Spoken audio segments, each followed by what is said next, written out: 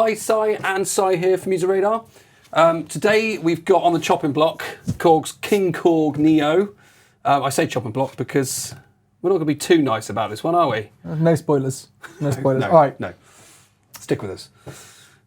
What is the KingKorg NEO? I'm going to take you back first. We're going to have a little reminisce. Okay. Do you remember a few months ago we sat in the room over there and me and you were talking about a product which we will link to below called from Roland called Roland's Gaia 2. I do remember that, yes. So Gaia 2 was a synthesizer, a digital synthesizer, and the long and short of us talking about it was the fact that Gaia 2 was an update to an early kind of 2010s era virtual analog synthesizer.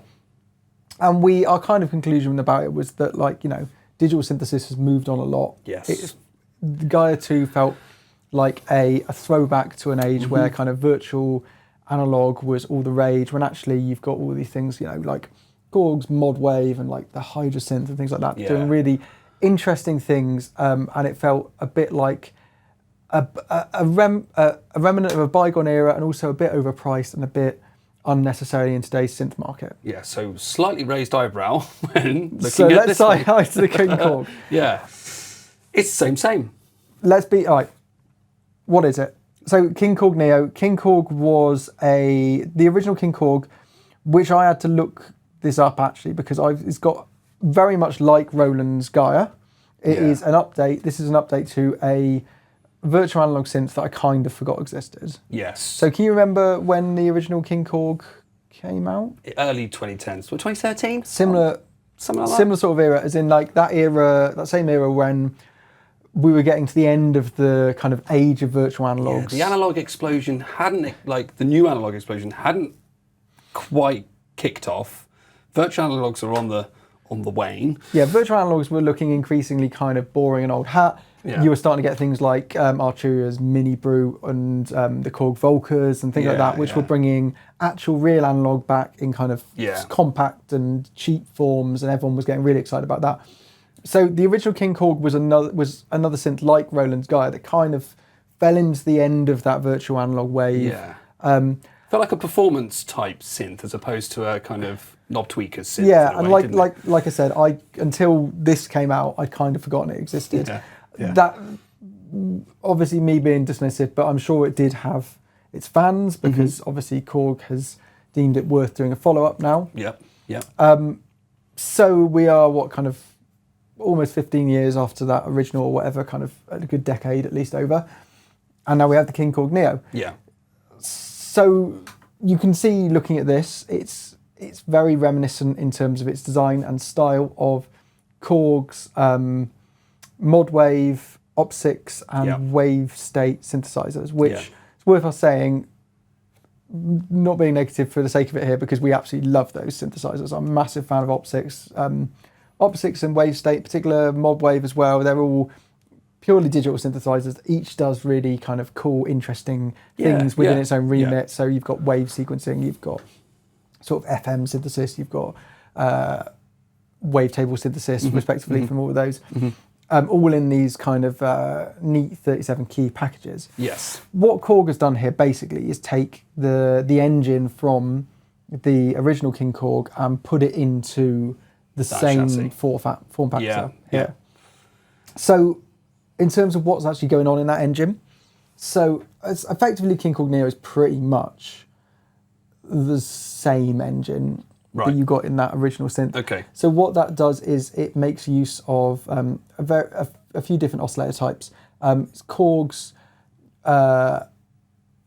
XMT, I think they call it, expanded modelling technology. Yeah. I mean, you can tell the slightly dated things start to come through in the fact that it's called NEO, it's called NEO, and also it's kind of expanded with an X, which is like, it's not 2009, is it? Exactly. But what that technology means is that you get a mixture of virtual analog oscillators, these DWG-S, which is digital waveform generating system, I think. Yeah, that sounds about right. Yeah. Right letters anyway, I think.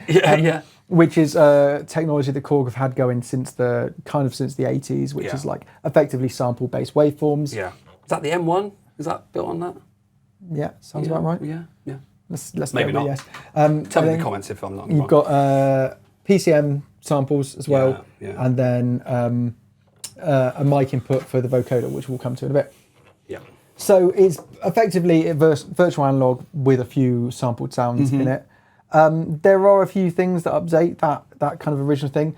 The main update here being that, like the Modwave and kind of Wavestate and all of those ones, and a lot of kind of modern Korg things, you now get a variety of modelled filters. And actually, this is a feature that I do really like on all these digital synths, because it gives you a broad range of filters, including sort of ones modelled. You've got that kind of named Acid and named MS-20.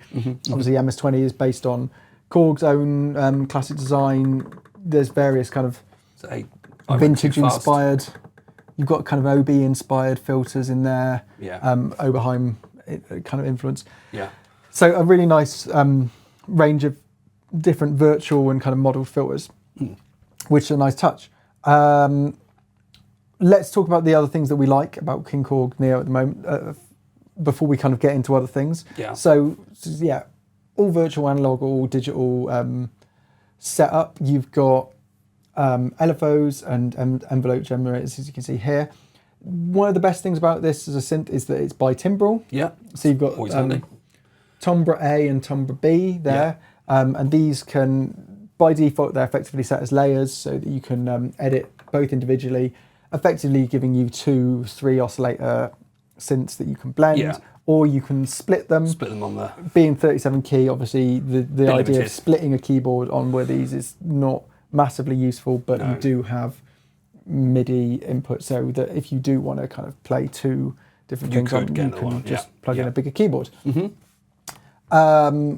We also have various effects on here, which take up, I would say, a weirdly large amount of space. And I would say that we're so we reviewed this in the latest issue of Future Music as well. I say we've reviewed it. Actually, is our colleague Andy Jones, former editor of FM and computer music, and very knowledgeable. And we kind of gave this to him completely independently, and he's kind of come back with quite a few of the same opinions as us. Yes. One being the kind of this thing of like, wow, there's some really big effects knobs. Which, you know, there's pros and cons to that. The effects on here are actually, they are really nice. Some of them are really good, better than others. But yes, you were saying in particular, you found the distortion kind of does a lot to bring. Yeah, a lot of character coming out of that. Character. Again, all digital. That's not a problem. They're kind of nice digital effects. A lot of other Korg synths have got these nice digital effects.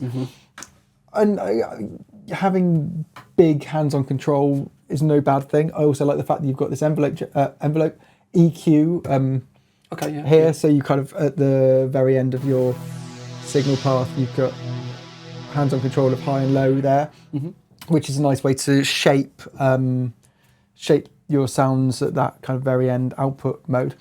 What I would say is that, like we said, all of this is taken up with effects controls, but then you've got two kind of synth layers, each with 3 oscillators, where your oscillators they're kind of flip between them.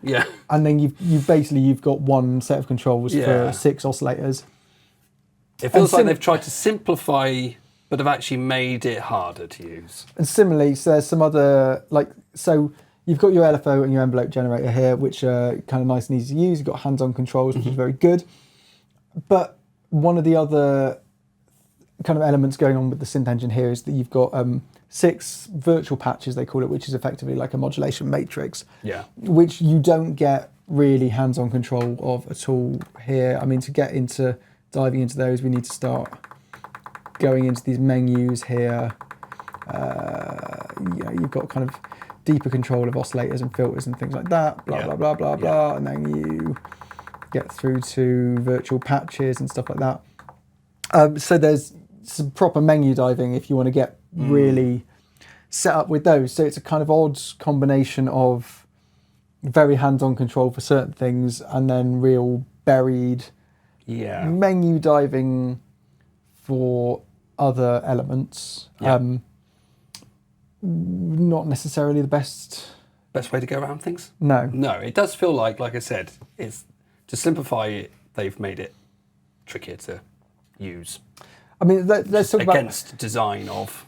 Let's talk about other things that we like about it for the moment. The sound in general, we'll record some proper sound demos, which you will see as part of this video, which give a better idea of that.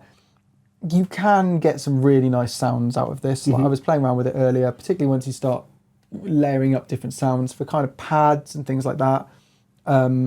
It's quite easy to set up some nice, rich and complex sounds. Okay. It's certainly a digital sounding synth, and I'm not someone who likes to use that expression very much because I think there's a lot of nonsense talks by kind of synthesis people between kind of like something sounding genuine analog and something sounding digital, and I think the lines are, particularly with something like this where you know it's digital, it's easy to be like, oh well, you can tell it's digital. Although with a lot of the presets, it does sound digital in a way that like it's quite bright. And I don't mean digital necessarily as a criticism, because a lot of the most interesting sounds are the ones that like lean into that and make use of those sampled waves and things like that to blend textures in with kind of virtual analog oscillators and things like that. And it does that nicely, and particularly when you can like layer up like a virtual analog pad and some, say, kind of airy, textural, fluty sounds, or some, PCM guitars or whatever like that. Yeah. That's quite a nice way to create rich sound, things like that. You've also got this vocoder. Yeah. Much like a lot of classic Korg virtual analog synths, the main one, the most best known one being the KingKorg, which is returning as the KingKorg 2 this year. Yes. Like that, this has a vocoder and comes with a gooseneck mic. Kind of stylish looking gooseneck mic. It's a nice 16 band vocoder. I'm going to make you demo this. Something. Let's find a... Hold on, I'm on the wrong thing. So, I mean, while we're searching through these, it's worth saying you get a lot of patches. Included here, which are mostly divided by these kind of quite easy to find things. What I find quite strange about the labelling on these is that the first one is called synth, which is everything. It's literally a synth, so it's like it's a weird thing to have as a synth, then lead, then bass, then pads, all of which are synth sounds. But fine, that's a very minor point. But you have kind of a system of favourites, so you can quite easily set up favourite sounds and scroll through them. That's quite nice for a performance purposes and things like that. Finding that. I've just ruined that. Yeah, you've just changed. I put it onto one on purpose, and you've just gone off it. So there we go. This is the one that we thought inner clouds. So just hold down a chord and do some vocoder stuff. Great English on inner clouds. Doesn't. I quite like that. But I'm not very good at doing two things at once and then moving my hands over the place. But there we go. I mash the keys, and then that's what you get. Yeah. But anyway, it's the vocoder is included here. You can use it on pretty much any patch. You can kind of make your own vocoder patches. In the kind of routing here of oscillators, you can set the mic in as were the oscillator things. So you can kind of record, have that as an input. And that's a nice touch. You can put anything in, basically. Anything that's an XLR and signal. Also, we recently kind of did a video on Moog's Spectravox, which is a kind of little analog vocoder thing, which that video will be up soon or before around this one. Yeah, who knows? I haven't decided that yet. But that one of the things we're saying about that is it's a lot of fun thing, but it's not particularly clear and precise vocoder. That's in contrast to this, which is a really nice 16 band vocoder and is really good for those kind of clean and clear vocoder sounds, whether you're using your own voice or whether you're using a different kind of input or whatever. Yeah, it's where the digital control thing shines out. Yeah, if you want those kind of really nice, airy, lovely vocoder sounds, this is a really good, really good way to get them. Yeah. So those are a bunch of things that we kind of like about the KingKorg NEO. Let's sort of talk about some of the things. Let me unplug that a sec. Let's just turn that off. Ugh. Some of the things that we're less sure about. Yes. So you've got an arpeggiator on here, and like the arpeggiator, you can do step editing, so you can kind of remove steps from the arpeggiation, things like that. But there's no sequencer. No. No sequencer. Glaring omission on a no product of this sequencer, type. no chord mode. The arpeggiator also doesn't even have a hold button. No hold button. That was very annoying. Which is kind of strange. I like this little joystick. I'm a big fan of joysticks on things, but I think some people will bemoan the lack of a pitch or mod wheel. Yeah. Also, it's quite a small little joystick. In general, like, compared to, so what we really like about Korg's digital synths, so like, again, like Wavestate, Opsix, Modwave, so all of them, you could very much level the criticism at them that they are, because they're all digital, they're effectively kind of like plugins in a box. Yeah. Which is kind of literally true in their case, in that you can buy all of them as native plugins. Yep. I still think there's a lot going for them as standalone synths, mainly because each one, the sound engine has something about it. It's kind of characterful, it's interesting. Yeah. They work in ways that there's nothing else on the market that works in that same way. Yeah. Whether that's through lots of complex modulation routings, the interesting way, for example, Modwave lets you combine and modulate through the wavetables, or the way Opsix, it's an FM synth, but then you can use all these different modes of kind of combining it with virtual analog, combining it with kind of wave shaping and all these different things like that, which make them characterful and make them stand out and interesting. Whereas this, as we've kind of touched on, the virtual analog engine, it feels like an old virtual analog engine. It does. And it feels like feel dated. something that the music making world has moved on from since the original KingKorg came out. You can, like I said, create these nice layered sounds. They are the kind of sounds that you could very easily create within a plugin. Yeah.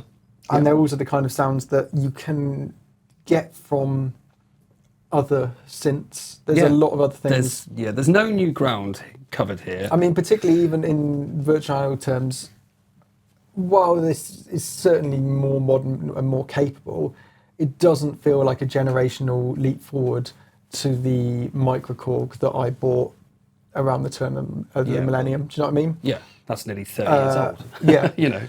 Not that old, but basically the sticking point with this is that we don't really know who it's for, because the original KingKorg it had 2 more octaves. Yeah. No, at least one more. Was it 49 or was it 61? Can't remember. But it was bigger than this. That's all that matters. More useful in a live situation. Yeah. Granted, they've ditched the little valve thing, which was obviously a bit of a... Yeah, so it's worth mentioning, the original KingKorg had like this kind of an analog valve thing, which, to be honest, felt kind of like a novelty. I don't think it really added that much. But at the time, that filled a gap in the market for performers whereby they could easily tweak something that was, virtual analog, because there wasn't anything analog-y around that was, new at that point. So that's where the market was, like we're talking about. And yet, here we come sort of, 15 years later, it's the same thing, but there's actually fewer keys, and that doesn't really help anybody here. I mean, it's sort of working out, where does it fit? Because if you're a beginner, you'd rather go with, we'd say the microKorg. Well, especially with the new one coming out. And this is touching on to something that is the real sticking point for this, which is the price. It's currently retailing for £850, which is a lot. And the list price is more, isn't it? Yeah, so that's 900 quid. If you kind of look online at the moment, it's going for 850 quid in the UK, which is a lot of money. And to be completely honest, when I first started playing with this, without knowing how much the price was, I kind of liked it a bit more, but I kind of liked it a bit more because I thought it was a £300 to £400 instrument. Yes, that's how it felt. £850 is quite, it's not a top-end synth, but it's quite a lot, particularly for a digital synth. And I honestly am struggling to work out what it is that's justifying the price in this. So for context, the other digital synths from Korg that we were saying that we really love, they retail. I mean, obviously they've been on the market for a bit of time. 600-ish. They're about £600. Yeah. This is in the same kind of form factor. Yeah. I mean, obviously you've got the key difference being the mic and the vocoder input, but then again, you've got vocoders on the cheaper microkorgs. Yeah. You do what you get for that money is you get 24 voices, you get bi-timbral. Yeah. I get that. But It still doesn't feel like it's an extra 200 to 300 quid's worth of synth I struggle technology.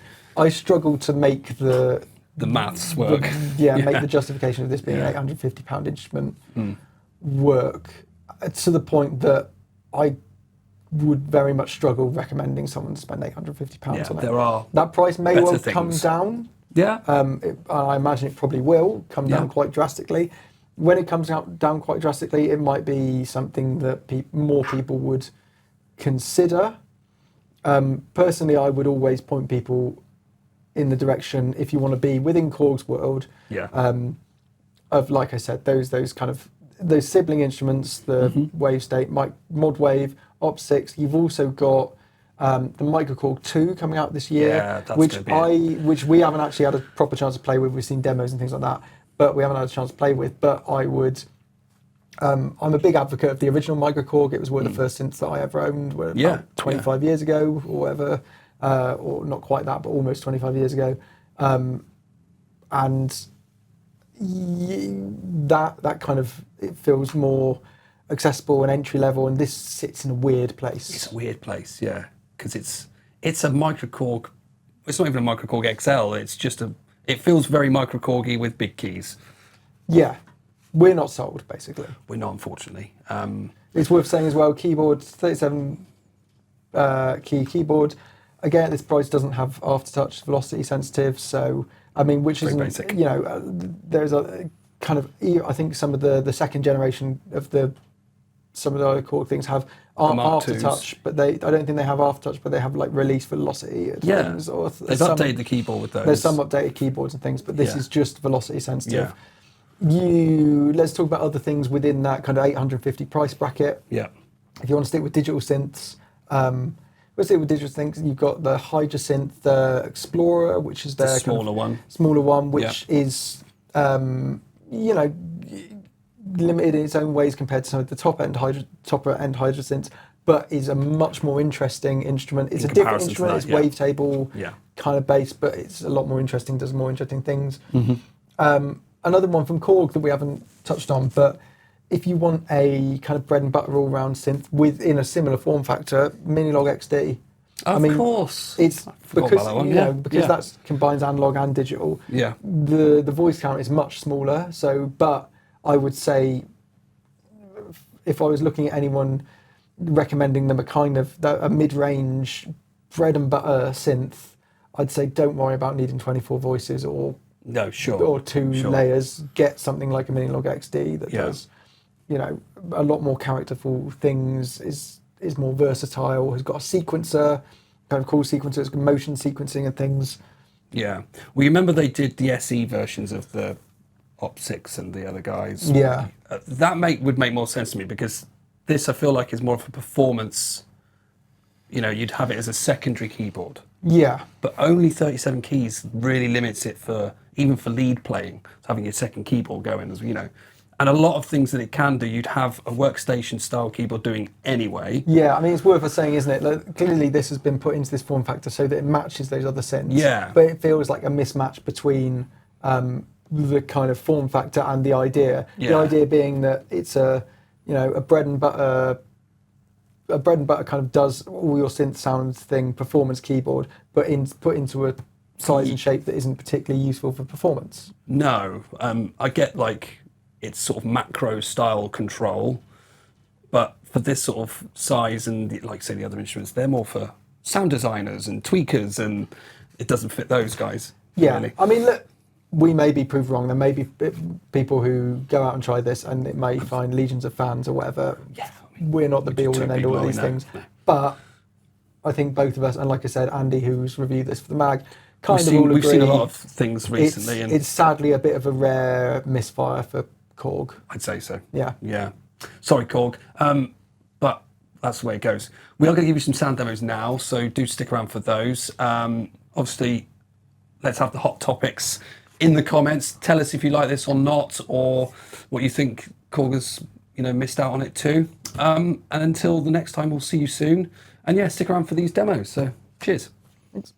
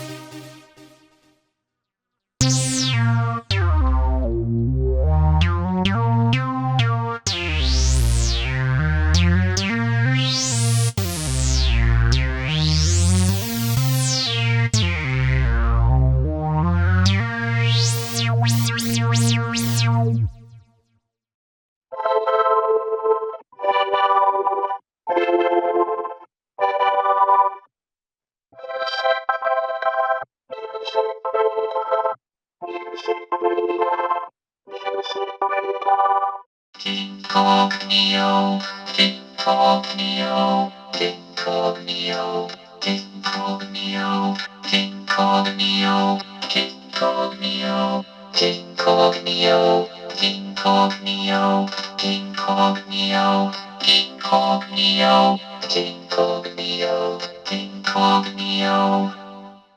KingKorg NEO, KingKorg NEO, KingKorg NEO, KingKorg NEO, KingKorg NEO, KingKorg NEO, KingKorg NEO, KingKorg NEO. KingKorg NEO, KingKorg NEO, KingKorg NEO, KingKorg NEO, KingKorg NEO, KingKorg NEO, KingKorg NEO, KingKorg NEO, KingKorg NEO, KingKorg NEO, KingKorg NEO, KingKorg NEO, KingKorg NEO, KingKorg NEO, KingKorg NEO, KingKorg NEO.